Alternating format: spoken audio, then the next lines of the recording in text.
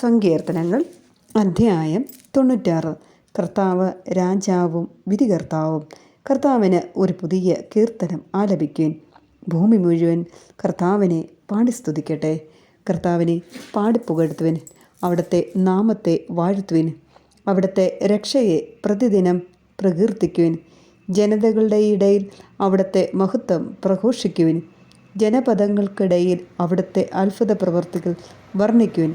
എന്തെന്നാൽ കർത്താവ് ഉന്നതനും അത്യന്തം സ്തുത്യർഹനുമാണ്.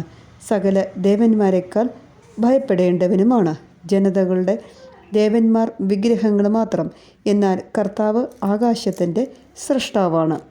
മഹത്വവും തേജസ്സും അവിടുത്തെ സന്നിധിയിലുണ്ട്. ബലവും സൗന്ദര്യവും അവിടുത്തെ വിശുദ്ധ മന്ദിരത്തിലും. ജനപദങ്ങളെ ഉദ്ഘോഷിക്കുവിൻ. മഹത്വവും ശക്തിയും കർത്താവിൻ്റേതെന്ന് ഉദ്ഘോഷിക്കുവിൻ. കർത്താവിൻ്റെ നാമത്തിന് ചേർന്ന വിധം അവിടുത്തെ മഹത്വപ്പെടുത്തുവിൻ. കാഴ്ചകളുമായി അവിടുത്തെ അങ്കണത്തിൽ പ്രവേശിക്കുവിൻ. വിശുദ്ധ വസ്ത്രങ്ങളണിഞ്ഞ് അവിടുത്തെ ആരാധിക്കുവിൻ. ഭൂമി മുഴുവൻ അവിടുത്തെ മുൻപിൽ ഭയന്ന് വിറയ്ക്കട്ടെ. ജനതകളുടെ ഇടയിൽ പ്രഘോഷിക്കുവിൻ. കർത്താവ് വാഴുന്നു. ലോകം സുസ്ഥാപിതമായിരിക്കുന്നു. അതിന് ഇളക്കം തട്ടുകയില്ല. അവിടുന്ന് ജനതകളെ നീതിപൂർവം വിധിക്കും. ആകാശം ആഹ്ലാദിക്കട്ടെ. ഭൂമി ആനന്ദിക്കട്ടെ. സമുദ്രവും അതിലുള്ളവയും ആർപ്പ് വിളിക്കട്ടെ. വയലും അതിലുള്ളവയും ആഹ്ലാദിക്കട്ടെ. അപ്പോൾ കർത്താവിൻ്റെ സന്നിധിയിൽ വനവൃക്ഷങ്ങൾ ആനന്ദഗീതം ഉതിർക്കും. എന്തെന്നാൽ അവിടുന്ന് വരുന്നു. അവിടുന്ന് ഭൂമിയെ വിധിക്കാൻ വരുന്നു. അവിടുന്ന് ലോകത്തെ നീതിയോടും ജനതകളെ സത്യത്തോടും കൂടെ വിധിക്കും. സങ്കീർത്തനങ്ങൾ അധ്യായം 97. പ്രപഞ്ചനാഥനായ കർത്താവ്. കർത്താവ് വാഴുന്നു. ഭൂമി സന്തോഷിക്കട്ടെ. ദ്വീപ സമൂഹങ്ങൾ ആനന്ദിക്കട്ടെ. മേഘങ്ങളും കൂരിരുട്ടും അവിടുത്തെ ചുറ്റുമുണ്ട്. നീതിയും ന്യായവും അവിടുത്തെ സിംഹാസനത്തിൻ്റെ അടിസ്ഥാനമാണ്. അഗ്നി അവിടുത്തെ മുൻപേ നീങ്ങുന്നു. അത് അവിടുത്തെ വൈരികളെ ദഹിപ്പിക്കുന്നു. അവിടുത്തെ മിന്നൽ പിണരുകൾ ലോകത്തെ പ്രകാശിപ്പിക്കുന്നു. ഭൂമി അത് കണ്ട് വിറകൊള്ളുന്നു. കർത്താവിൻ്റെ മുൻപിൽ, ഭൂമി മുഴുവൻ്റെയും അധിപനായ കർത്താവിൻ്റെ മുൻപിൽ പർവ്വതങ്ങൾ മെഴുകുപോലെ ഉരുകുന്നു. ആകാശം അവിടുത്തെ നീതിയെ പ്രഘോഷിക്കുന്നു. എല്ലാ ജനതകളും അവിടുത്തെ മഹത്വം ദർശിക്കുന്നു. വ്യർത്ഥ ബിംബങ്ങളിൽ അഭിമാനം കൊള്ളുന്ന വിഗ്രഹാരാധകർ ലജ്ജിതരായി തീരുന്നു. എല്ലാ ദേവന്മാരും അവിടുത്തെ മുൻപിൽ കുമ്പിടുന്നു. സിയോൻ ഇത് കേട്ട് സന്തോഷിക്കുന്നു. യൂദയുടെ പുത്രിമാർ ആഹ്ലാദിക്കുന്നു.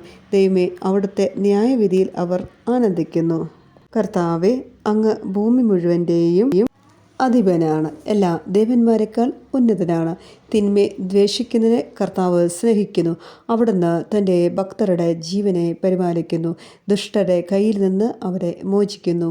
നീതിമാന്മാരുടെ മേൽ പ്രകാശം ഉദിച്ചിരിക്കുന്നു. പരമാർത്ഥ ഹൃദയർക്ക് സന്തോഷം ഉദിച്ചിരിക്കുന്നു. നീതിമാന്മാരെ കർത്താവിൽ ആനന്ദിക്കുവിൻ. അവിടുത്തെ വിശുദ്ധ നാമത്തിന് കൃതജ്ഞതയർപ്പിക്കുവിൻ. സങ്കീർത്തനങ്ങൾ അധ്യായം 98. കർത്താവ് ഭൂമിയെ വിധിക്കാൻ വരുന്നു. കർത്താവിന് ഒരു പുതിയ കീർത്തനം ആലപിക്കുവിൻ. അവിടുന്ന് അത്ഭുത കൃത്യങ്ങൾ ചെയ്തിരിക്കുന്നു. അവിടുത്തെ കരവും വിശുദ്ധ ഭുജവും വിജയം നേടിയിരിക്കുന്നു. കർത്താവ് തൻ്റെ വിജയം വിളംബരം ചെയ്തു. അവിടുന്ന് തൻ്റെ നീതി ജനതകളുടെ മുൻപിൽ വെളിപ്പെടുത്തി. ഇസ്രായേൽ ഭവനത്തോടുള്ള തൻ്റെ കരുണയും വിശ്വസ്തതയും അവിടുന്ന് അനുസ്മരിച്ചു. ഭൂമിയുടെ അതിർത്തികൾ നമ്മുടെ ദൈവത്തിൻ്റെ വിജയം ദർശിച്ചു. ഭൂമി മുഴുവൻ കർത്താവിന് ആനന്ദഗീതം ആലപിക്കട്ടെ. ആഹ്ലാദാരവത്തോടെ അവിടുത്തെ സ്തുതിക്കുവിൻ. കിന്നരം മീട്ടി കർത്താവിന് സ്തുതികൾ ആലപിക്കുവിൻ. വാദ്യഘോഷത്തോടെ അവിടുത്തെ പുകഴ്ത്തുവിൻ. കൊമ്പും കാഹളവും മുഴക്കി രാജാവായ കർത്താവിൻ്റെ സന്നിധിയിൽ ആനന്ദം കൊണ്ട് ആർപ്പിടുവിൻ.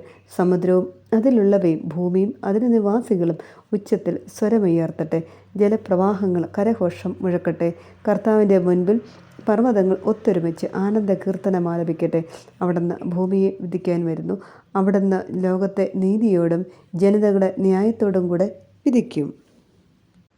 ഞാൻ ഡോക്ടർ ബെസ്സി.